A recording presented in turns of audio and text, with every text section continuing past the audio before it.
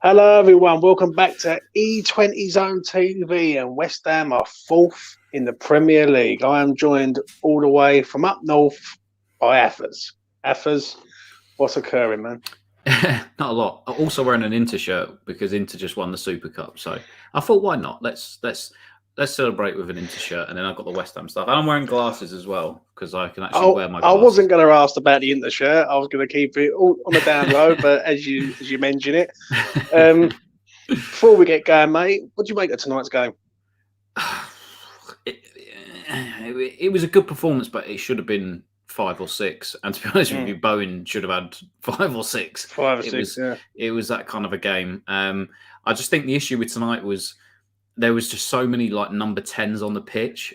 It was like nobody wanted to drive into the box and make something happen. There was a lot of sort of link-up play on the edge of the box and everybody trying to make that too many technical players, isn't it? Yeah, exactly. Yeah. There was nobody that was just going to. Antonio's not that player that's just going to take it, dribble past loads of people. This is where Said Benrahma comes in handy for me because he's not afraid to cut in off that side and actually run at defenders and use his ability and his skill to get past them. And I think tonight there was a lot of. And to be fair, that's probably down to the fact that Norwich were defending with banks of 4 or 5 at some point, so they are going to be difficult to break down. And thankfully, we sort of managed to obviously get the second goal. But I was really worried that they were going to get back into the game at 1-0 because I thought we should have killed it off at half time, basically.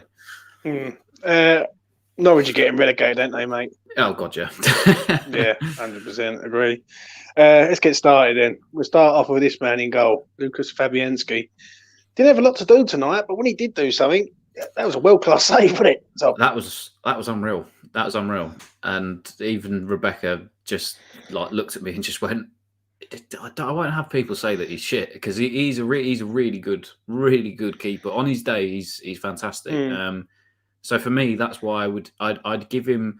I'm going to give him a higher rating, but only because genuinely I think that obviously that save was so crucial to keep us in the game at that point. So I would give him an 8 just because of what he had to do. He did really well, which obviously wasn't a lot, but he made key saves at key times and he kept us in the game. So especially that other save, that was a world-class save. Like I think when the slow-mo replay saw the shot coming from Ida, it didn't do it any justice because that shot was hit with some serious power. And it was a world-class save. So yeah. I'm going to agree with you on this one. I thought it was a top draw save. I thought Norwich were getting back into the game. I thought we was allowing them to get back into the game, and he pulls off a great save like that. If that goes 1-0, then we start to flap a little bit, I think. Yeah, I agree. I think 8's a fair assessment. He done everything right. He didn't do anything wrong. Kept a clean sheet. Before I move on, though, Tom, is he the best goalkeeper that we've had in the Premier League era? I'd say he was. To be honest with you, I can't. I mean, look, in the past we've had, some shit keepers. Before I go, thank you, West Ham Online. I see your comment. I really appreciate it, mate. Thank you very much. I'm all right. We're getting there. But yes, I think back, UC was good for such what felt like almost a period of transition for us. Again, Rob Green was good. I think we've always had like decent keepers in the Premier League. I think he's the most consistent goalkeeper. Yeah, that's the difference. I think his timing of some of his saves and some of the saves he's made. I mean, when he was at Swansea, he was, I think, for 4 years in a row, he'd made the most saves in the league, and I think he was coming up on his 300th Premier League appearance tonight, or he's close to. So I think he's fantastic. I'd probably say, obviously, in the Premier League era, comfortably, he's probably the best keeper that we've had. And there's a man waiting in the wings that could hopefully and should do, not Sam Johnston, be as good as Fabianski for the next 6-7 years as well. But I think in terms of like, especially you have to say like where we've gone over the last few years and, especially last year, he's been a massive part of that. When he's not been injured, you could see when Roberto was in goal, how crucial Fabianski actually was to us. You don't realise it now with Areola. It's a little bit different because he's a fantastic keeper himself. But I've noticed it more the last couple of years when Randolph and Adrian was there.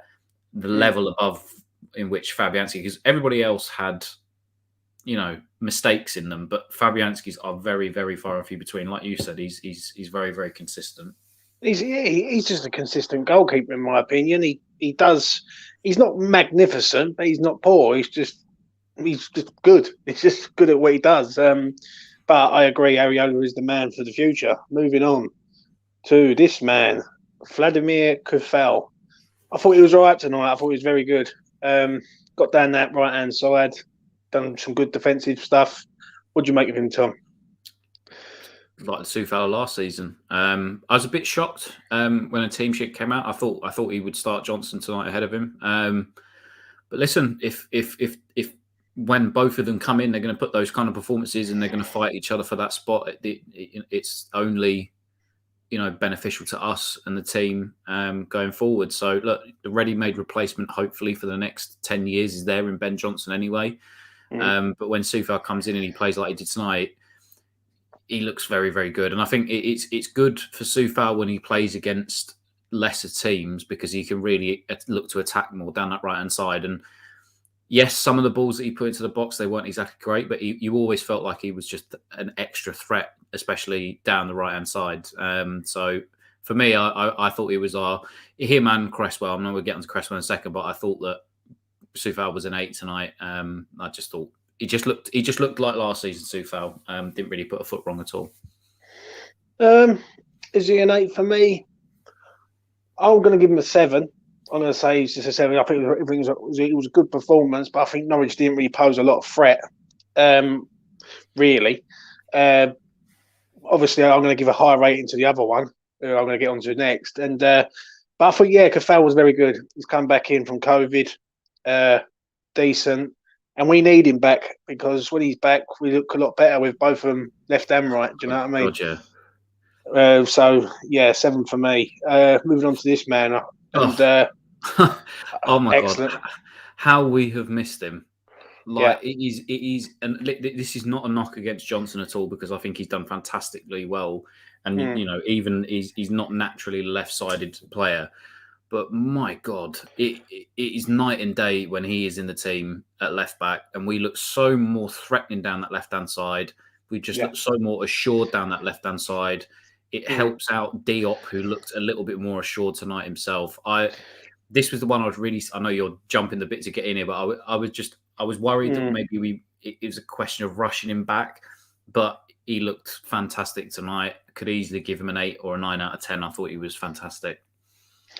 Do you think it's a worry, Tom, that we are so reliant on a left back to change our style of play? Yes, I think it obviously it's the same with the top teams because I would almost say it's like when obviously either Robertson or Alexander-Arnold aren't playing for Liverpool. I think it's the same when Reece James and Ben Chilwell aren't playing for Chelsea. I think it's such a crucial part of modern day football to have fullbacks that are as good attacking as they are or can be as good defensively as well. And I think it offers, especially for the top teams, it offers you more in the game when you can have your fullbacks to overlap and be in those attacking areas, especially when, the pair of them, Cresswell's got a wonderful left foot and Kufal's got a wonderful right foot. And it makes it just so much better for us as an attacking unit from set pieces, from everything. And like I said, I it's not necessarily, I think it's like we're reliant on it, but I just see it as it's he's just that good for us that it's I don't even know what I'm trying to say here. I'm trying to say it's like, but I don't see it as a reliant thing. Quality. He's quality for us. We appreciate it. Like other teams wouldn't appreciate it, so to speak. But I think it's the style of play. Could we play this style of play, where really our fullbacks go inwards, especially on the wide, out wide. I understand what you're saying. What I would say, I think what I was trying to get at was, it's like it's not a case of being reliant. It's just you notice how different Liverpool would be. If Robertson or Trent wasn't playing, you'd notice it, and you do notice it now with Chilwell and Reece James not playing. It's more noticeable when those guys don't play. to when they do. So it's not a question of being reliant. It's just that's the way that football is right now. And if you've got two competent fullbacks that are good at doing that, it elevates you because, you know, Norwich or any other sort of team lingering around the bottom half, you know, you can't say really that their fullbacks are as important to them as, say, the top teams are. Because, I mean, without our fullbacks, we wouldn't score half the goals we score. Yeah, I agree. What's your rating for him, Tom? 8 or 9? 8.5. I'll go somewhere in the middle. I don't want to give him a 9 because I've got somebody pinned for a 9 and I've got somebody pinned for a 10. So I'll go in the middle. I'll go 8.5. Well, you know, I don't do halves on this channel, but I'll let you have it on this occasion. I'm going to give him an 8. I thought he was absolutely brilliant. He's come back in, hasn't played for nearly 7, 8 weeks now. Excellent on the ball. Reading the game was good. Crossing was good. He was good. When he's good, he's very good, Cresswell. The question is now, do we go after a left back? Now he's back. Have we got enough cover there with Ben Johnson, Cresswell, and Arthur as the last result? That's a different issue. That's a different story. But I thought tonight he comes in, he done very well. But I will say a but here. It's all about Sunday now with him. Let's see what he's like against Rafinha, because he's going to have a lot of ag with Rafinha on Sunday. So we will see on that. Moving on to our centre-half pairing. I'm going to start off with this man, Mr. Craig Dawson. Couple of sloppy passes today, Tom. Like stupid passes. Like wasn't even looking, and he's just playing it into space when there's no one there. Yeah. Give me your assessment of him today, mate. He got a clean sheet, which I honestly thought we'd concede tonight. So I will give him a 7 for that. I did think there was a few times where he actually did make some sort of, I would say, crucial clearances. A few good headers in there as well. But again, it's difficult to sort of judge him because realistically, he wasn't threatened at all. I can't remember one time where he actually had, you know, more than 2 or 1 player actually just running at him and trying to cause him problems. You know, he wasn't turned inside by anybody. They looked so bad going forward that he didn't really have, it felt like, a lot to do. But I'll give him a 7, but that's mainly just because of the clean sheet. And I think it was just, you know, out of the 2, I think Diop looked more assured, but I'd give him a 7. 100% agree with you on that last bit about Diop. Even though Diop did get spun in the first half by their striker, I thought he got better as the game went on. I'm going to give him a 7 for the clean sheet. I think if we don't keep the clean sheet, it's a 6. Yeah. But I think 7's about right.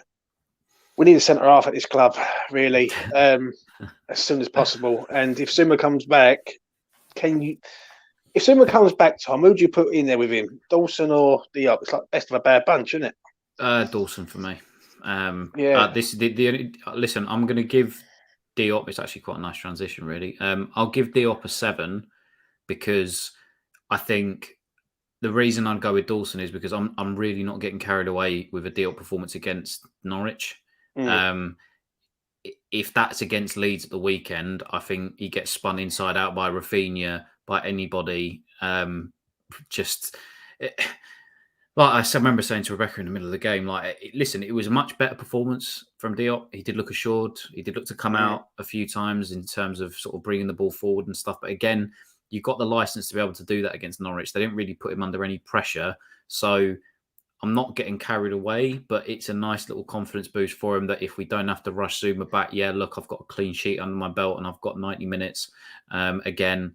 And hopefully he can kick on from that a bit. But again, 7 because of the fact that it was a clean sheet, but it wasn't anything spectacular, but it was noticeably different just because he didn't really make any sort of mistakes like he has done in the past couple of weeks. It is funny though, Tom, isn't it? Like we're talking about our defenders and they ain't good enough. They kept 2 back-to-back clean sheets. That's very true, yeah. Do you know what I mean? Which is mad. I agree though, with Diop. Diop's an hard one with me. I think he's a talented footballer, but he's just not aggressive enough. Like he got a whack in the face and he's holding his face like he couldn't believe it. And I agree. 7, I think, is about right. I think both of them deserve a 7 on tonight's play. Obviously, Norwich weren't very good, and they didn't have a lot to do. So, do you know what I've I mean? just realised I'm about to do this whole show, and I'm not going with a rating lower than 7. That's, actually, no. Yes, I tell a lie. One person's getting a 6, but other than that, it's. Well, let me find. Where is he? As I move on to the next person, move on to this man, Manuel Lanzini. Got a smack in the face in the first half. He got clumped. He got bashed. They're He all got right, tripped. dirty bunch, aren't they?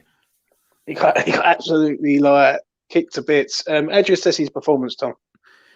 Yeah, really liked him. Again, played a sort of different role, obviously today with no Souček. I do like the Lanzini that actually plays in the centre of the park, and especially when Dex sits almost, Lanzini has license to roam around a bit more, and it was probably nice for Mitchell actually, because he didn't have to watch Souček and he could have watched Lanzini tonight. But it's always better. I can't wait to hear from Mitchell. Honestly, I really can't. Yeah, he'll tell us why Lanzini's our starting centre midfielder for the next 5 years. I think it's always nice to see him when he sort of comes and looks to collect the ball. He wants the ball. He wants to get involved in play. A few, shots that were lashed over the bar, especially you would have probably thought on recent form those would have found the back of the net. But yeah, it was a different position to the other day, and I think he looked good. In the second half, he did drop off a little bit. In the first half, he was very influential. Second half, not so much, as Norwich were trying to get back into the game. But I think I would give him a 7. I liked his passing, Tom, from deep. Yeah, there was that one in the first half. Yeah, that was that one in the first half that he slotted through to Bowen. We should have buried the chance. But I'd say it's a 7, but it's on a very low scale of a 7. Because I do think in the second half he did seem to drop off a little bit. But again, that position, you are running a lot more than, say, when he's playing as a number 10. So, and listen, it's not his natural position, and he is playing a little bit deeper. So I can let him off for that. But I'd say it's on the low side of a 7 for Lanzini. But I've got to be honest though, in playing there tonight, I thought he looked quite good. I really did. I think he's always he's looked quite good when he's played there in the past.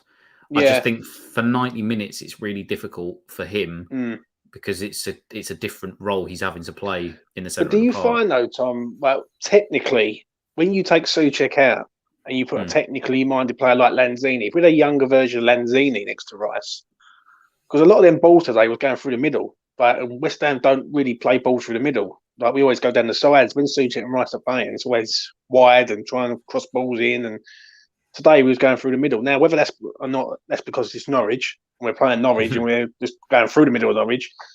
I thought Lanzini was doing them balls pretty nice, like picking the ball up from deep, laying pass into Bowen and Vlasic and everyone, really. Do you know what I mean? This is kind of where Mitchell's argument comes in for me, which is if you had like a, let's just say, right, and I know we're not signing him for love nor money, right, but let's just say you put someone like a Jude Bellingham next to Declan Rice, somebody that is a box-to-box midfielder that can do a bit of everything, but has a little bit more finesse, has a better passing ability, that kind of stuff. So I would prefer Deck next to somebody like that. And I think like it shows when Lanzini played in that role, maybe Souček's passing isn't exactly up to scratch, but I think it's a nice thing to have with Lanzini because obviously since his injury, his game's had to change a little bit. And in that position, he can be more of like the anchor that is passing. And you're going to notice, especially in that, he's not looking to take, he's not in the number 10 roles. He's not looking to take the ball and attack like he did, let's say, against Palace or against Leeds. He's looking to find the extra pass to get everybody sort of involved in a play. And I think he can do that because his passing ability for me is one of the best at the club. His vision is fantastic. I mean, he's Argentinian, for God's sake. That's what they're built for. So yes, it's a different position for him. Would I like to see him there in future? Only as a last resort. Once again, with Noble out as well, I do feel very sorry for Kral that he didn't get any time on the pitch. But yeah, Lanzini was okay tonight. So he had a decent game, especially in the first half. I'm going to give him a 7 and all. I agree with you. I think it's just a 7. I agree with you on that. I think he's good for these sort of teams. Anyone else in the top 10, I don't think he's very good in that position. I think he's overrun. Yeah, exactly. That's the question is, if he was playing against somebody who had like a top midfield, he'd be having to do a lot more running and he'd be knackered by about 60 minutes. So I think that's the difference. Yeah, so I agree with you on that, 100%. Moving on to this man, Declan, captain, leader, Rice. I thought he was all right tonight. I thought he's always all right, isn't he? Like, do you know what I mean? Like, he's never not all right. This must be the easiest one for us every single week. Yeah, he was an 8 out of 10. All right, move on. Because it's just he don't put a foot wrong. He just doesn't. Especially in the first half. I love his pressing, mate. He presses the ball. How he reads the game. I've noticed every time the ball was going back and Norwich were playing it around their sort of 18-yard box and trying to like pass it out, his pressing ability is phenomenal. Like he's running, he's pressing, he's chasing everywhere. I'm not being funny. We need to keep this geezer at the club. I don't care how much we have to pay him. I'll tell you honestly, I'll always go back, right? Because I used to watch a few games for the under like 18s and 21s at Chadwell Heath over the last couple, sort of 4 or 5 years ago, even 6, 7 years ago. I used to, when I was down south, I like to go to the youth games as well now and again, just because it's nice to see these kids. And I remember watching him once in the youth team, and I copped so much flack for it, right? I said, and I put a tweet up, I think I put it up in like 2017 or 2016, maybe in 2017, and I said, he's like Bobby Moore reincarnated. Like, I was so sure of it back then, because even at the youth level, his reading of the game is... I haven't seen anybody in world football do that. And maybe some of the older guys, I know Mike's in the chat there. I don't want to call you old or anything, Mike, but you will obviously maybe remember watching Bobby Moore and stuff. Like I haven't seen another player read the game like he does. It is like he's just one step ahead of everybody else. He knows what is about to develop before it's developed. It's crazy. And I remember when I made the comment, my dad laughed at me. We joke about it now because I've sort of, he's like, fair enough, I see where you were coming from. But he has no holes in his game. He's just an unbelievable player. And I've run out of things to say about him now. So, I don't want to bore the pants because everybody knows how good he is, but he's controlled. And I think this is what he's doing more this season, which I've noticed. I didn't know how good his passing ability was, right? He's just like, if I single anything out tonight, he's winning the ball back. He reads the situation, knows if he needs to just pass it off quickly, or he can drive forward into the space. Or if he spreads the ball, he sprays the ball out 50, 60 yards, on a big diagonal or something like that. Like, he always seems to make the right decisions. And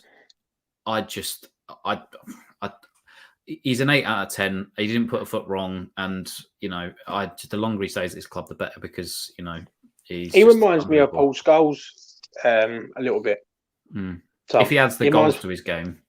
Yeah, if he adds the goals to his game, he reminds me of Paul Scholes, mate, all day long. He used to pick that ball up, spray it left and right. And even Zidane said that Paul Scholes was one of the best players he played against. Well, no, it's when Xavi and Iniesta said, who's the best midfielder England have got, Lampard or Gerrard, and they went Scholes. For me, the thing is, I keep seeing people say, oh, he's like Roy Keane. Oh, he's like this player. He's like that player. I think he's got a mix of all of them. I don't see him as any one player, because I see him as just different. Like, it's almost, he just molds to what he needs to be in that exact moment. I think he's actually better than Paul Scholes, because Paul Scholes couldn't even tackle. That's one thing he couldn't do. Listen, they were fantastic tackles, but Scholes is just could not tackle for shit. He could, but he could pass that ball through teams and spray balls left and right. And what he does, with Declan Rice, he dictates play. He's very good at it. He changes the tempo of the game from speed. And what I like is he takes it on himself to go, right, if the game's not going right, he will take it on. He'll go, right, I'll start driving through. It does get a bit boring every week. I just wish. I know it does. The last thing I'll say is I wish when it comes to it, if Rice was to ever leave to West Ham, for his sake, I hope he doesn't go. I'm not just saying this because I'm a West Ham fan and I'm a Premier League team and whatnot. I want him to go to a Barcelona. I want him to go to a Bayern Munich. I want him to go to one of the most renowned clubs in world football abroad, because I think he could go down as one of the all-time great players. Like, that's how good he is. And I think when I say, oh, well, would he make Man United a better place and all that sort of stuff? He'd make any team better. It doesn't matter what team you put him in, he would be better. And I just think he'd have more success, I think, if he went abroad and he proved to everybody what he could do. Because, for me, I just see him.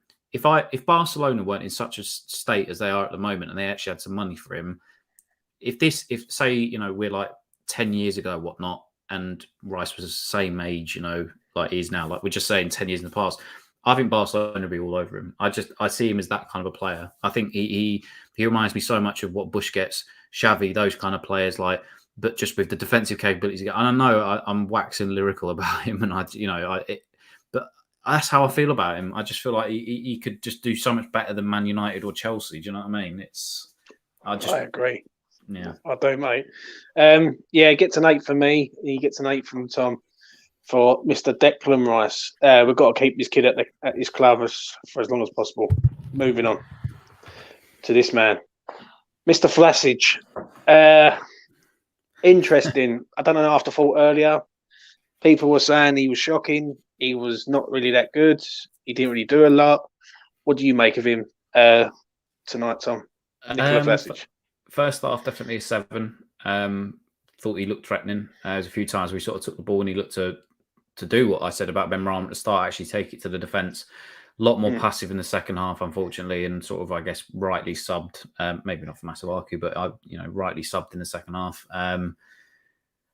How it wasn't a penalty on him, I do not understand. That has got to be one of the worst decisions. Again, how the fuck? Sorry for swear. How the fecking hell can you just look at that and think that's not a pen? He assaulted him. He literally assaulted him. Like I said, 7 in the first half, probably about a 5 in the second. He really didn't influence the game at all. But there's flashes of what he can do. I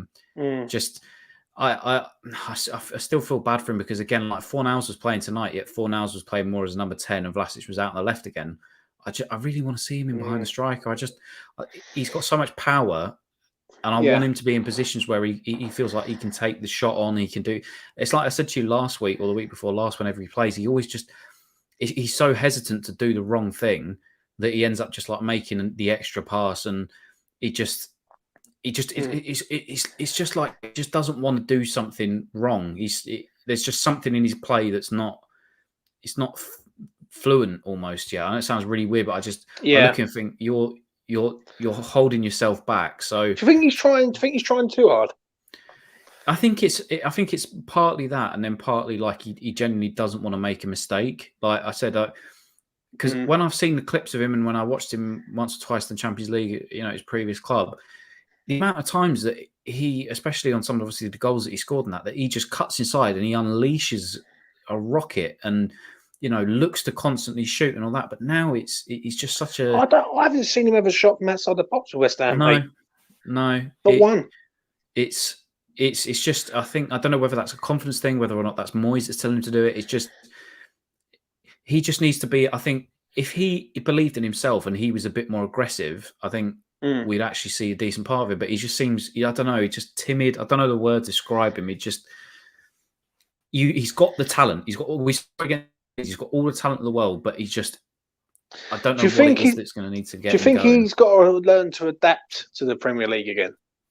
Has he got to adapt to it? Because it's okay doing it in Russia, it's okay scoring loads and loads of goals in Russia, but when you come to the Premier League, you're in the best league in the world, with the best players in the world. You see what I'm saying? Yeah. But the thing is, when I look at him though, and I think this is going to sound really weird again, right? But when I look at him and I look at your body frame and I look at your physique and I think you're made for the Premier League because it's a tough league, very tough centre halves, notoriously some heavy challenges going and stuff. Your bullish way about how you play and, your size and everything, the way you've seen, the lower centre of gravity because he's a little bit of a smaller player.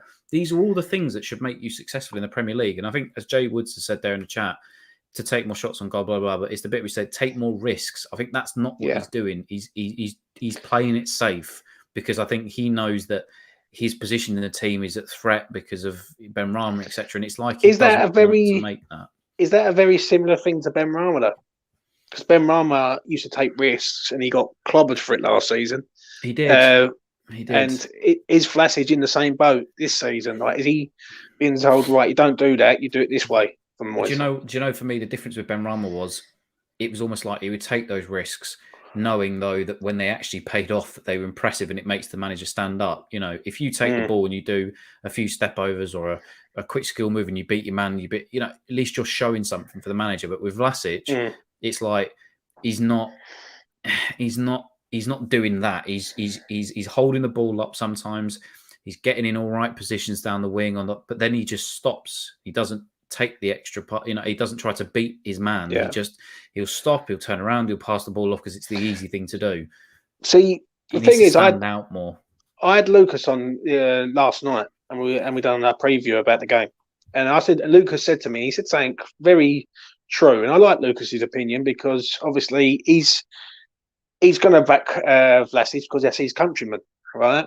But he turned around and said, in this game, I need to see him do something more. Like, he's playing against Norwich now. He's not playing against Manchester United. He's playing against Norwich. I want to see him impress. Tonight, I wouldn't say he impressed. He was just okay. Like, that to me was like a standard Vlasic performance, in my opinion. Like, Leeds on Sunday was better.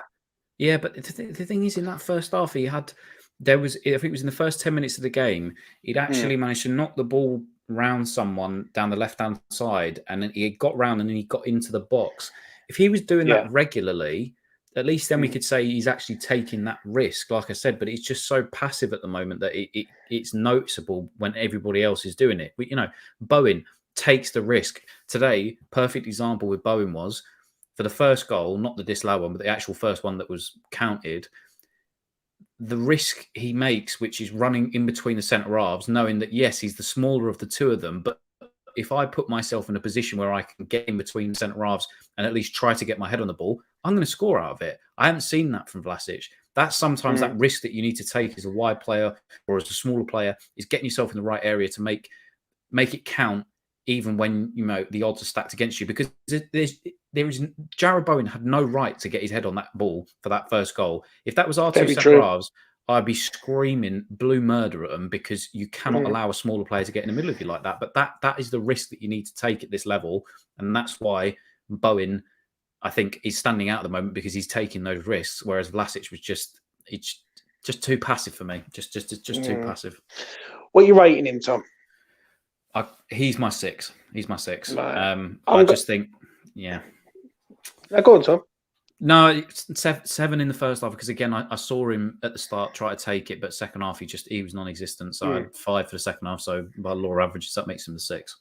I'm going to give him a 6 and all. For me, it was just a standard Vlasic performance. Like, I've seen him play very well against Leeds the other day.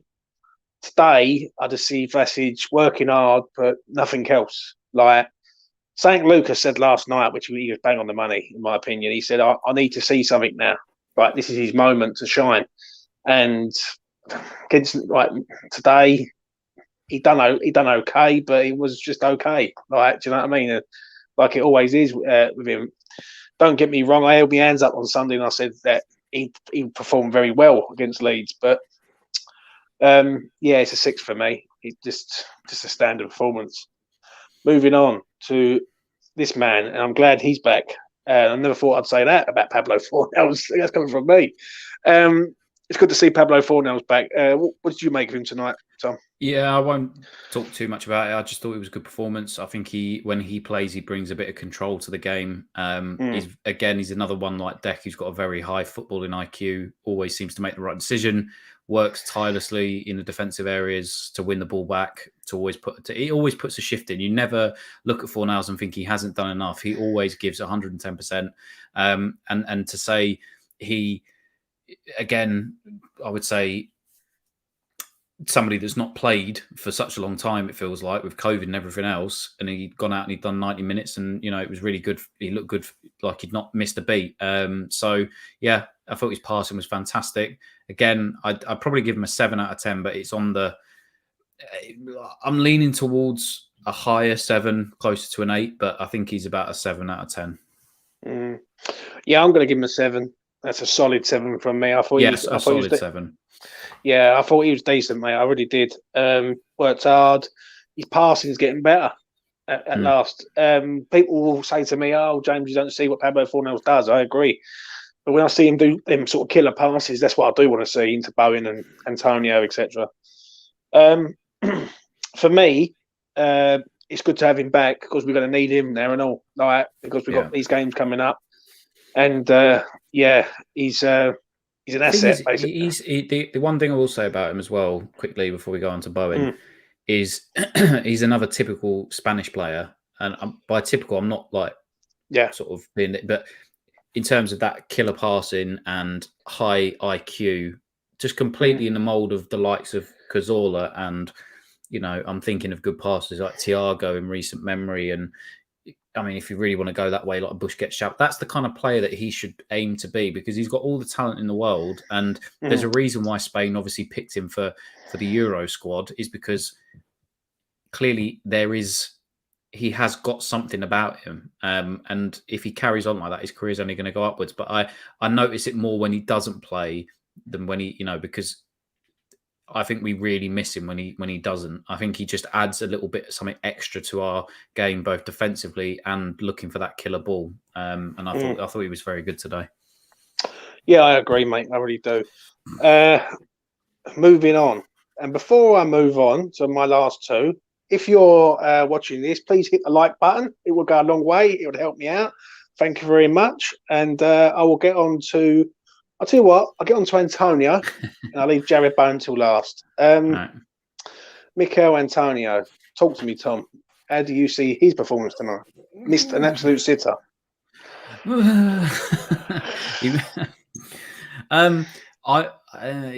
was my 6. Antonio is a very low 7. He was all right. He found it tough again tonight. He had another like Peralta situation or whatever it was. The guy at Watford that was, he seemed to be getting in a scrap with Grant Hanley every 5 seconds. But yeah, he worked hard. He caused a little bit of problems for defence. But do you think that's affecting his game though, Tom? Like, do you think that's affecting his game when he keeps having these scraps with these defenders? I know. Listen, I know we all know what he is. He's a solid centre forward, like robust, like gets stuck in, right? But do you think sometimes he gets a bit carried away with doing that and not doing the basics? Yeah, but the thing is, can he really do the basics very well either? Which feels harsh when saying it. But the thing is, he's going to have another one of those games again at the weekend because notoriously Marcelo Bielsa likes to man mark, and he will have a centre half on him the entire game. That every time Antonio takes a touch inside the half, a centre half is going to come screaming out at him, and he's going to try and make his life hell. So he's got another tough game, 3 in a week now. It seems like there's even Watford. Peralta was basically his shadow for 90 minutes. I would say, Tom, you're cutting out, mate. You need to reset your internet. No, just as we're about to get onto Bowen. Okay, don't do Bowen. You talk about Antonio, and I'll be literally. I will. He'll be back. He'll be back shortly. For me, I'll quickly do my rating before Tom comes back. I thought Antonio worked hard tonight, but there's just something there, mate. Like he had a great chance, done all the hard work, skies it over the bar. I'm going to give him a very, very high 6, but just not a 7 for me. Like he worked hard. It was a good performance. Like it was okay. He was okay tonight, but was he? He wasn't fabulous. I think other players outshone him, and we're going to get on to the other player outshone him shortly. But I think personally, sometimes he gets in these scraps, and basically, I think he lets that affect his game. I think he does well for the team doing that, but then sometimes I think it affects him. He did drift left and right today. He really did. And but no, listen, Mickey is Mickey. That's what he does. He's like, I still feel we need a striker at this club, someone to come in and be better than Mikhail Antonio. Do you know what I mean? Or on par with him at least. So yeah, while Tom is sorting his internet out, I will look into the chat and see what everyone says. What we got for Antonio? Mike says a 6. Danny's gone for a 7. Trojan's gone for a 7. What else has everyone gone for Mikhail Antonio? A few others have gone for a 6. it is what it is with him, though, isn't it? Let's be honest. And the man of the hour is back. Right. Tom, you're back in action. I've just given him a 6, very high 6, but not a 7. Take it away, mate, for your rating for Mickey. It's 7, but it's like very low. It's almost like 6.9. Between, I'm getting real technical. It's between 6.9 and 7.1. That's where I'm putting him. Just that you will see the difference if we do sign a top striker compared to what he does. I think that is what I would say about Antonio. Yeah, I agree, mate. Moving on to the man of the match, Jarrett Bowie. I'm going to be controversial. I'll tell you what, I've got it written down here. Bowen scored 2 goals, hit the post, hit the crossbar, and had a goal ruled out. Exactly, and that's why I'm giving him a 9 out of 10. Oh, take it away, Tom. 9 out of 10. You harsh critic. No, I'm joking. No, he's a 10 out of 10. Oh my God, the amount of goals this guy could score is ridiculous. Like, I hadn't noticed it as much until you mentioned it to me at the start of the season in terms of he needs to start putting these chances away. Yes, he started doing that, but my God, he should be on about 15 plus goals at the moment for us in the Prem this season. It's funny though, Tom. And it's funny. Me and you have done this player ratings. I've done it with Charlie. I've done it with Mitch. I've done it with you. I've done it with Lucas. Right, amongst other people. And I've always said this. I said he gets a lot of chances, but he just don't put them away. And he's starting to put these chances away, and like he's starting to be very clinical, which is great for us, but isn't also good for us if other teams are sniffing around him. I thought he was excellent tonight from start to finish, defensively, attacking. Brilliant. I'll tell you what. If there was a Person of the Year award, it needs to go out to Danny Dyer, because whatever she is doing to him, fair play. Like, thank you. Is basically what I would say. Thank you, Danny Dyer. I don't know if we have to thank you for this, but all of a sudden, since he started dating Danny Dyer, it's gone like that. It's gone like that. But do you find though, Tom, sometimes something like that can spark someone into life? Like if you're, how can I put it? If you're just like Joe Blogs and you're doing your thing each week, you're going out on the piss and you're doing the standard stuff, and then you meet someone who sort of changes your life, and you think, I would rather spend my time with her than doing that shit. Yeah. Then sometimes it brings the best out of that person, if that makes sense. Well, exactly. It could be that. It could be the England talk. It could be the Liverpool talk.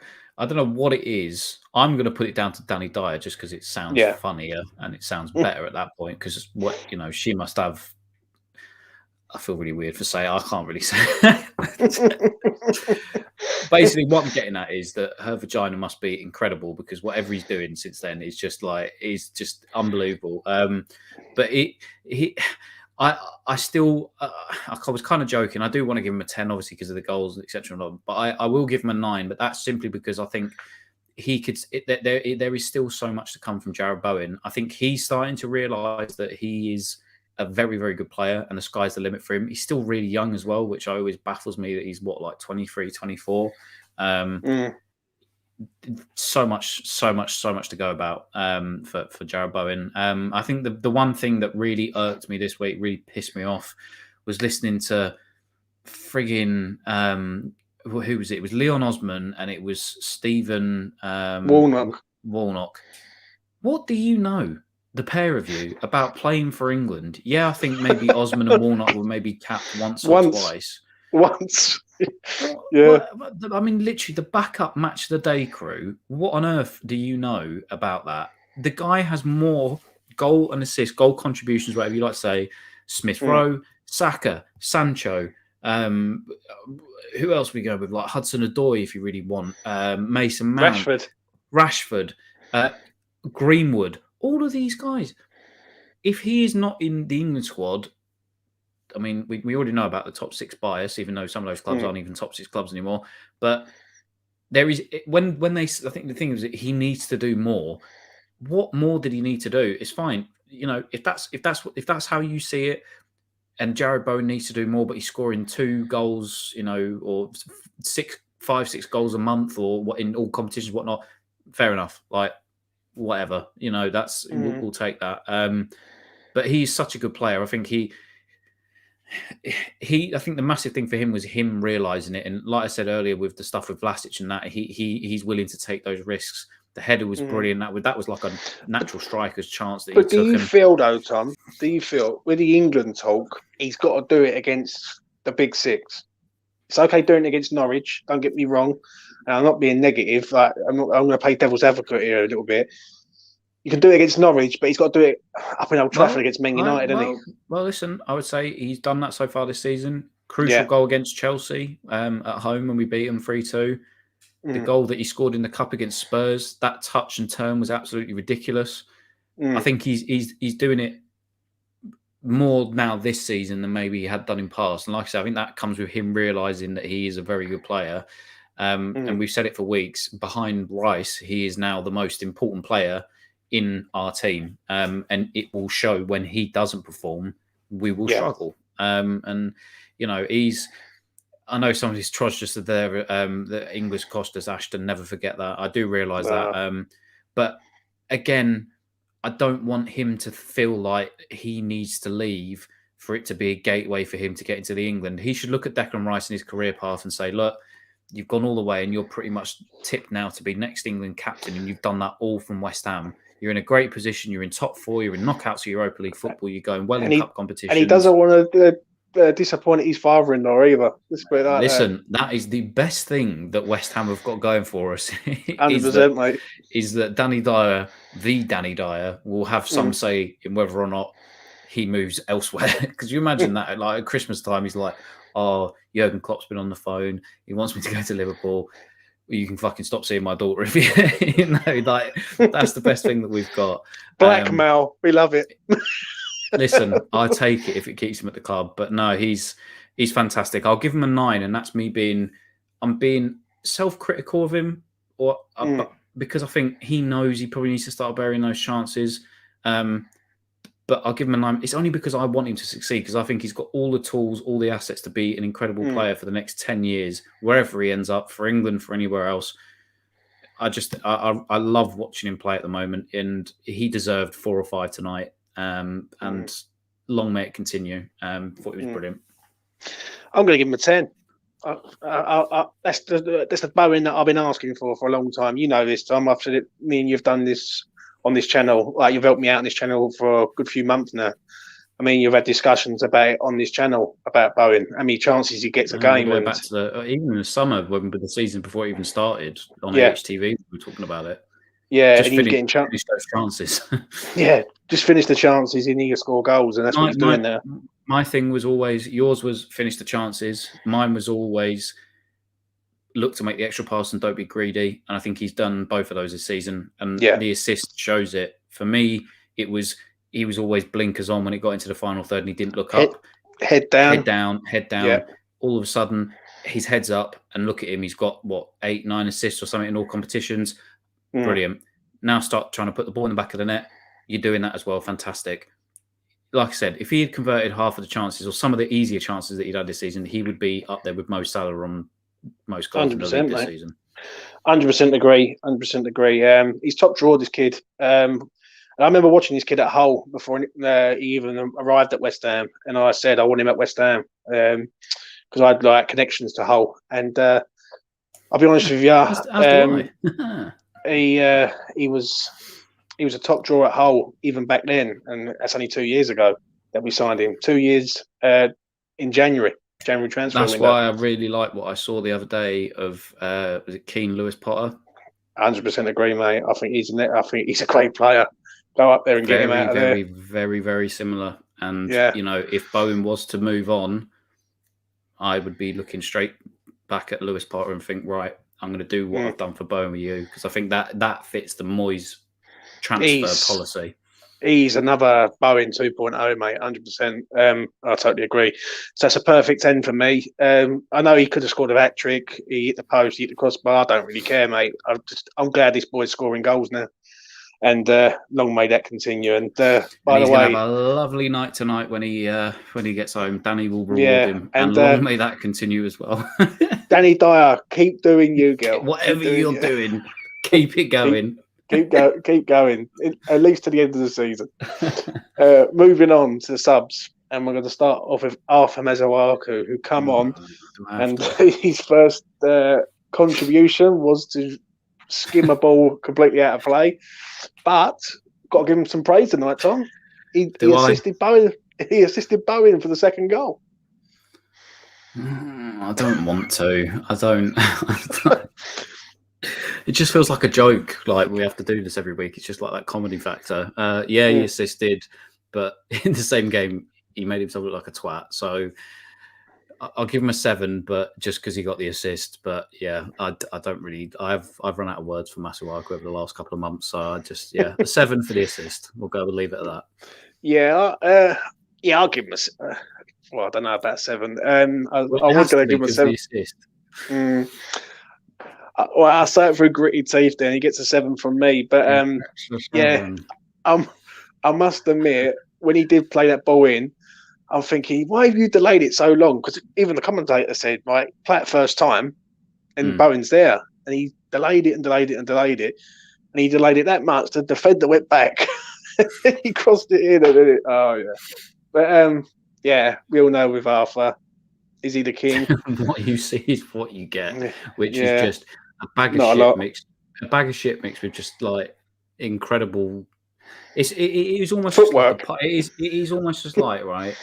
It is just like a pile of steaming shit with just sweet corn in it, and the sweet corn is really, really good. And like it's the best sweet corn in the world. Like it tastes incredible, but it's just these little bits of sweet corn. It's just little bits. That's I can't put it. I'm not eating sweet. I'm not eating sweet corn again, but I know that for the fact there, mate, that has just done me in completely. But don't do sweet corn, kids. That's what I'm saying on that. Moving on to this man. Andre. Is this just like a joke for the subs bench? Are we just? It certainly is, mate. That's all we got. Come on, Tommy. He had a shot on target, mate. With his right foot, and his right foot as well. Yeah, Jesus. Yeah, it looked incredible warming up for half an hour. Looked brilliant with his runs. He got his obligatory 5 minutes every single week. I'll say this about Yarmolenko, right? I do feel bad for him because when he did first come to us, the game against Everton and the game against United in the same game when he tore his Achilles, he looked really, really good. He did look really, really good. And that is such a tough, horrible, especially at his age, that is a tough injury to come back from. Yeah. He obviously lost a little bit of a step. We bought new players that got in ahead of him and stuff. And obviously his time at West Ham has not worked out well. But listen, that goal against Chelsea was such a crucial goal to keep us up. So I don't want to single him out and have a massive pop at him because, like I said, I think there really is a player in there. And especially 2-3 years ago, I think like if we'd have kept him healthy for that first season that he was there, he'd have been brilliant for us. Like I genuinely think he would have been very, very good. But obviously we've moved past Yarmolenko. We have bought better players. We've bought well. We've bought, and he just, it's not his fault, but he just doesn't get a look in anymore. But it's not like Masuaku where I just think, Jesus, like, what are you? Like I do actually, there is a part of me that does feel sorry for him.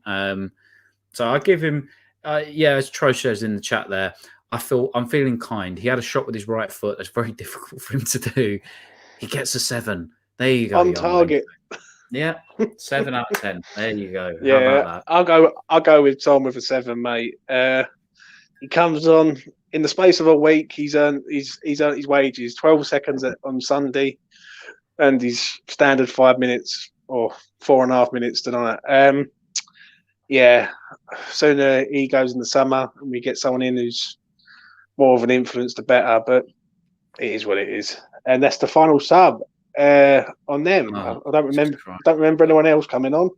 Referee. Jesus. Yeah, before we move to the referee, Tom, are you surprised none of the youngsters come on tonight? Like at all? Like why would they bring Yarm on when Oko Flex is sitting there? It was still 1-0 when Yarmolenko came on, right? No, I think Bowen had just scored. I think it was 2-0 up. It was 2-0 up, because Antonio come off and he brings Yarmolenko on. Sure. Oh, yes. No, you're right. Then, yeah, maybe, but that's David Moyes, isn't it? All over, really. I just think he pads the bench out with the youth team players unless he really had to physically go and play one. I don't think he would have gone and done it. I know, like Okaflex Yeah, he scored again. He looked really good against Leeds in midweek. I actually watched that stream because I like it when the club does that. I want to see some of these players play every single week. And I thought like another one, Adji Alisi, the other day, he looked brilliant. He looks incredible as well. Jamal Baptiste, they both looked brilliant the other night against Leeds. I love watching Alisi because I just think I don't know why it didn't work out from at Cambridge because he just looks so assured. Maybe in the 23s, what it is. So. Some of these youngsters, maybe. Does he think he's better than what he is, though, Tom, with Elise? Like, because let's be honest, all our loanees have come back this January. Like, I mean, Mipo looked good as well when he came on for his little, 20-minute spell in the under-23 game as well. Coventry scored, so who knows what it is? But it just seems like they're very comfortable in the under-23, but when they go to a big club, and I'm not saying like Huddersfield in a big club and other things like that, but when they go to these clubs, I think they get a rabbit in headlights, so to speak. You know what I mean? So it's an interesting one. But we'll move on to the ref. Now this is going to be interesting. First of all, right, you said it earlier on, Vlasic. Who is this ref, by the way? I've never seen him before. Simon Hooper. His name is. Right, yeah, fair enough. I remember the name now. Simon Hooper. But do you blame the ref there, or do you blame VAR, Tom?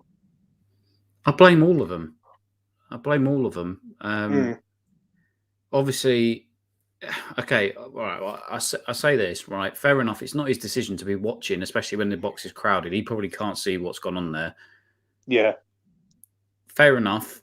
Then you go to VAR, and VAR has to look at it. So, yes, in that respect, the on-field decision, I can understand why he hasn't obviously seen it in real time. But then, what are you being paid to do in the official, like as a VAR? It genuinely, the mind just, I don't get it. In terms of the actual, like how he reffed the match, I think he let a few things go. He was okay. It wasn't anything special. He kept his cards in his pocket for the most part, even though they did kick lumps of shit out of some of our players. But I'm somewhere in the UK tonight, the Leeds fans will be, oh, yeah, you got your comeuppance because of what happened with Vlasic at the weekend and all that sort of stuff. Like, I don't understand what they're paid for. And I know, like, for instance, this Jared Gillett that came over, I don't know who was on VAR tonight, whether it was Gillett or I know Darren England. Like Darren England, right, was on the one the other night. He was on VAR for the Aston Villa Man United game. And lo and behold, there was a controversial decision. Darren England may be the worst ref in the country. He is awful. He's awful. So I don't know what I lose all faith. The whole VAR league, everything. They're just idiots. How do we sort out this referee situation? Because we've got. I said it on here in the past. I've said it to you in the past. Sorry, I know I've just talked over you because I'm very I'm not passionate about it, but I'm just like, get former players in to understand. They know, and people that have played the game before, or at least have them assist in trying to sort of tell the referees, like, if you played the game, even to us, if you're just a naked eye and you've seen that, he's literally assaulted him. Like, it's not hard to understand this thing. And I think this is why maybe input from former players or players that are referees, or if it's, I don't know if it's Mike Riley or whoever is the PFA or the PGMOL or whatever it is called, where just they need to have input from former players and people that have played the game to understand, because there's just so many little things that are just to us and to the fans, and it's obvious. And again, they'll come out in the next couple of days and they'll go, "Oh, we're really sorry. Yeah, you should have had a penalty and whatnot." But their officials, they don't receive punishment. Their officials don't receive punishment for that. And say that they did get back into the game, right, at 1-1. All of a sudden, we've lost out. Well, I realised Darren England wasn't VAR. I was saying last night he was on VAR for the other game. But it just seems to be every week with these guys. There's not a clue. I think former input from past professionals that understand the game, or managers or something, needs to happen, because these refs are they're taking liberties, and they're at times they're ruining good football games off of how they ref. And then, the VAR was brought in to get the right decisions, and we're not even getting that. I mean, it's to be fair, funnily enough, that wasn't even the worst refereeing decision on the day, because I don't know if any of you had seen what happened in the African Cup of Nations this afternoon in the Mali versus whatever game. Have you seen that? Yeah, 89th minute he called time, didn't he? 85th minute he called time. 85th minute, yeah. Like it's just, I don't know what it is with referees at the moment. They're just idiots. Give me a rating for tonight, then, Tom, for the ref. 5 out of 10. I'll go with that. VAR minus 20 out of 10. Yeah, I'm going to agree with you on that, because that's the rating I was thinking, a 5. I thought he refed the game well. Like, he weren't like sort of fussy. Well, someone said in the chat earlier he was fussy. I don't think he was. The only foul that I weren't happy about was the foul on Bowen, where the player nearly broke his ankle. Really, yeah, his Achilles. And there was nothing in that at all. And the ref wasn't really a big part of it. The only thing I think refs are difficult is that I don't think sometimes they don't know how to manage the Antonio situations when he gets in scraps, because we saw it with Darren England against Watford. He didn't know really how to deal with that situation. And again tonight, there was some time that he actually in the first half he did blow up for quite a few fouls, and I know their players and Dean Smith was complaining a lot, but they were fouls on our players, and he got some of those right. Yeah. But more when Antonio was sort of backing in and he was being wrestled to the ground, he tried to let the game go ahead. So some of it is okay, but other times... I think it's more VAR though, Tom. Yeah. I don't think it's more the ref. I think it's more VAR. I think they've got to be aware that if someone's getting a clump, or even Lanzini, for instance, Lanzini got absolutely poleaxed in the first half. That was by Soufal, though. Yeah, but he was pushed into Soufal. Don't get me wrong. But that's dangerous play, isn't it? Like if you push someone into someone and they go over, like. But yeah, I agree, mate. The referees need to sort themselves out. They really do. But that's the biggest thing is Jack Dooley, friend Jack. I'll always love Jack. It's true. That's the biggest thing, is that they won't change because they don't get punished. Yes, you get punished, you get sent down to the Championship for something like that. It shouldn't be that. It shouldn't be you go to the Championship, you learn your lesson and come back. Players get fined if they make comments about the referees. The referee should be in a similar position. And yes, I know they're not on massive salaries compared to the players, so make the fines appropriate to what their salaries are. If they're earning, I don't know what the average wage is for a Premier League ref. I don't think, if it's a full-time job, they're not going to be not employed. I would imagine anywhere between 50 to maybe 100 grand a week, or something, or maybe not even that, but like 50 to or 40 to 70 grand, somewhere in that bracket. £1,000 fine, £2,000 fine, something like that. Ban them for a month. You have to go on. It should be done on performance levels, mate. That's what it should be done. But when we as people break the law or we do stuff, if we get caught speeding, we get 3 points on our license, and then we have to go. I don't drive, so this isn't me. I'm not saying I get 3 points on my license, but you have to go on a safety driving awareness course. So why is it not the same for them that they get a fine and then they have to, they get banned within themselves for 2 to 3 matches, and they go away and they have a course and they try to learn from their mistakes, but there's no account. The thing is, what they should do, they should have a cold night in Barrow when they've got a referee on a Tuesday night and realise that appreciate when they're in the Premier League, they've got the luxuries. Do you know what I mean? This is what I'm saying. Like Mike Dean, for instance, and a lot of these refs are all the same. Like Mike Dean came. I remember him talking on a podcast he did with Peter Crouch. And I listened to it because I wanted to hear his opinions. He came from a position where he worked 2 jobs, one as a referee and one as in a factory.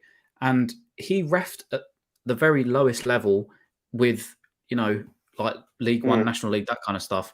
And he down in those leagues, they're very tough games. They're very, so you should understand that you kind of, the game is much more physical in those kind of leagues. So you would expect him to be a little bit more lenient with some of the stuff that happens in the Premier League and stuff like that, And I know Jazz was saying the laws of football is very different to the laws of... And I understand that. But what I'm just trying to say is I want them to be held to account is what I'm kind of getting at. It's not like I want them It's got to be done on a performance-based. It's got to be... Yeah, but it needs to be... They themselves are such a protected species that they need to be interviewed. Why did you make that decision? Exactly the same as the rest of them. And listen, I'm only saying it because I want them to get better. That's why I think if you start. But the problem is, though, Tom, things they will want to improve because they ain't going to want to pick up a £2,000 fine every week. The problem is with VAR. for instance, is that you can have 5 different refs in there running that VAR, and that's We've 5 got different opinions. Yeah. Yeah. So it's how they perceive the game. I think the rules have got to change a little bit. I think there's got to be. We still talk about like VAR, and I know this is we talk about it like it's only just come into the game. It's been here for the last 4 or 5 years now. Like it's been there since the Russia World Cup, and the year before that it was tried out and stuff like. We're going on nearly 5 years that it's been in the game, and we're still having issues with it. So why nothing's been done to improve the level of officiating in the country? I just don't understand. I think sometimes it's a lot of it is that they would rather not see it than give it, and then they get a backlash for giving it. I mean, it is mad. I must admit. Can I just say to Jazza, like I'm not disagreeing with you, Jazza, at all. But what I would say is, if it is done on performance, these refs, some of them have still gone down to the Championship, but then they've come back up to the Premier League and they've made the same mistakes as they did before. So clearly that doesn't work. If they're getting relegated themselves for a few weeks, it's not changing anything. I'll be honest with you, Tom. I've seen a lot of refs in the National League, right? Because when I'm not doing anything on the weekend, I go and see my local team. And I must admit, some of the National League refs are pretty decent, but they are. They interact refs in this country. Yeah, they're like at a lower level. I just think a lot of it is to do with ego, and I think some of them do think they're stars on the pitch. Yeah, like Mike Dean being one of them. But so many, mate. But we'll move on to the final rating of the evening, and it's this man, David Moyes. Picked that team tonight, Tom. Was you surprised with that team? And in the end, he got everything bang on, didn't he? Yep. Again, it's against Norwich, so I'm not going to go like over the top. Tactically, he didn't have to be better than like a Tuchel or something. It's Dean Smith. You're going to get. They played 4-4-2 for most of the game. Set up well. Had a lot of creative players in there. Arguably made the right subs. Obviously, Masuaku coming on and getting it. It just did the job tonight. Wasn't any troubles. The team worked well. And what's Crowell got to do to get in? What's Crowell got to do to get in his team? Don't know. Absolutely don't know. Don't know. I physically, I don't actually know. But I saw somebody on Twitter saying, "Oh, well, he's saving him for next season." I saw earlier on somebody was saying he was saving him for next season, and I'm thinking, but it's not a guarantee he's going to be here next season. And it's I don't know. It has to be something that he doesn't like with him, maybe in training. But then again, we thought the same of Vlasic. But then Noble came out the other week when he got his goal against Watford, and he said Vlasic is one of the hardest working people on the training pitch. So who knows what's going on with Crowell? Obviously, it's something that he don't like about him. And as Justin said there, Crowell's clearly not good enough. Probably that may be what it is. But then why he keeps getting picked for the Czech national team? Maybe they don't have anybody better in the centre of the park. Who knows? But yeah, it's such a strange one. Give me a rating for Mr. Moyes tonight. 7 out of 10. I don't think he had to do anything major. Like I said, it's Norwich at the end of the day. I think Leeds maybe a little bit of a stronger lineup at the weekend because like Stuart Dallas and Rafinha are probably going to start. So, maybe you have to be a bit tactically a bit more nous with a Bielsa side looking to pass the ball around and create chances and stuff. But yeah, 7 out of 10 for me. Didn't do anything wrong tonight and had a quiet night. No controversy with David Moyes, which is always good. So, although if we're talking about his transfer market policies on a different show, David, pull your finger out your ass because you're on a 1 out of 10 currently. Anyway. I agree, mate. I agree. I'm going to give him a 7-0. I think that's about right. I think an 8's too high, 6 is too low. I think 7's bang in the middle for me. I think you picked the right team. Good to see Cresswell back. Went with Keffel. Lanzini over Crowell. It's one of them. He's obviously looked at Norwich and thought Lanzini's the man. I don't understand it with Crowell. I really don't. What it is, how can we judge this geezer if we don't even see him? And that's the $1 million thing. Like we do not see this geezer at all. And to me, that is a bad signing. Whoever signed him, it's a bad signing because you'd have been better off keeping Conor Coventry in there and giving him games. Do you know what I mean? Instead of loaning him out to Peterborough. So 7 out of 10 for me for Moyes. And that is it. Tom, any final thoughts before we head, mate? No, just back to winning ways. There's that 4 on the bounce now in all competitions. Looking good again. Hopefully, Souček, if he returns 2 negative tests before Saturday, depends, I guess, when, or Sunday, depends when he caught it. I don't know, what is it, like 8 days unless you return 2 negative tests or something. I don't even know the bloody rules in this country anymore. So hopefully he's back. But if not, no, we're firing on all cylinders. Confidence in the team. People are getting minutes. We look assured. Good to have Cresswell back. The only thing I would say is just don't rush Zuba back. Don't rush him back. If he, even if there's the slightest inkling that starting him on Sunday is, because I've seen, obviously X has been talking about he's going to be back in and around the bench and stuff. Just ease him back in. Just don't rush, because I think that is going to hurt us in the long run if we try to rush him back. And this is why the transfer market's there. But I imagine David Moyes will do his business in the last sort of 8 days, which, as West Ham fans, all of us, I don't agree with specifically, but it's good. It's good vibes again. Like I said, 4 wins, and hopefully against Leeds, we should, if we're going to be pushing for top 4, get another win this weekend. And all of a sudden, Man United game and how they're playing at the minute, it looks good, because Aston Villa absolutely dominated them the other day, and I know they were without Maguire and Ronaldo, but that's another winnable game for me. So yeah, good vibes. I agree, mate. It's a positive result tonight. It really is. And the way I look at this is basically, if we are going for top 4, we can't have no slip-ups. I've said the other day, when I've done it with Lucas, I said we need minimum 10 points. We've started with 3. We need 3 on the weekend. And the Man United game is a big game. It is a big game. If we go to Manchester and win, or do not lose the game, we are serious top 4 contenders. But I want to. This team that played tonight can't play against Leeds. I think Leeds will be a stronger team in the middle of the park, and Rafinha is going to be a big test for Cresswell come Sunday. So for me, because he ran him ragged when we played them at Ellen Road. Yeah, and what it is that Sunday's a big game. Like, they're going to come, they're going to want revenge after what happened last Sunday. I think last thing I'll say is, though, that the good thing for us is the Watford game, the Palace game, this game, potentially Leeds game on Sunday. For us in the past, these are all banana skin games that we could have slipped up at, and we're not showing signs of slipping up in these games. And tonight, a comprehensive 2-0 win is exactly what we needed against those kind of teams. And it's the same. It will be a tough game at the weekend, but we have got more than enough quality to be winning that game comfortably. And yes, Leeds will want a little bit of revenge for the weekend. Their fans will be up for it, of course they will. But we've just got to be positive and just don't, be the bigger team here. Don't sit back, and just, like I said, be on the front foot. Exactly. Tonight worried me because, again, in recent memory, especially last year, there were times, and again this year with like Brentford and Southampton, where we should have done something but we didn't. And these games are always tricky for us because we can slip up, and we have known to slip up in the past with games like this. So it's good to see us actually getting 3 points and picking results up against these teams. I agree.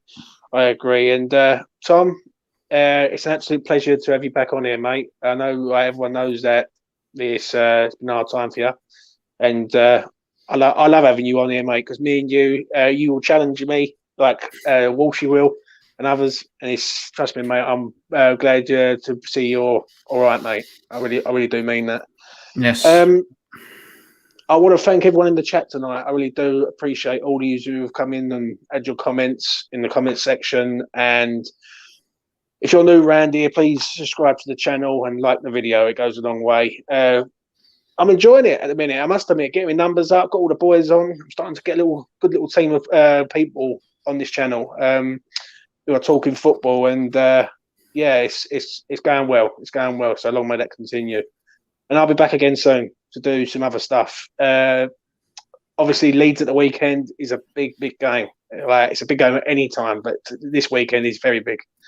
And we need some transfers, Mr. Moyes and Daniel and GSB. So can you please start putting your hand in your pockets, like, if you're not stuck? So yeah. Anyway, that's enough from me and Tom. 3 points versus Norwich. Good win. And we rolled on to Sunday when Leeds come to town yet again. Bye for now, everyone. Take care. Peace.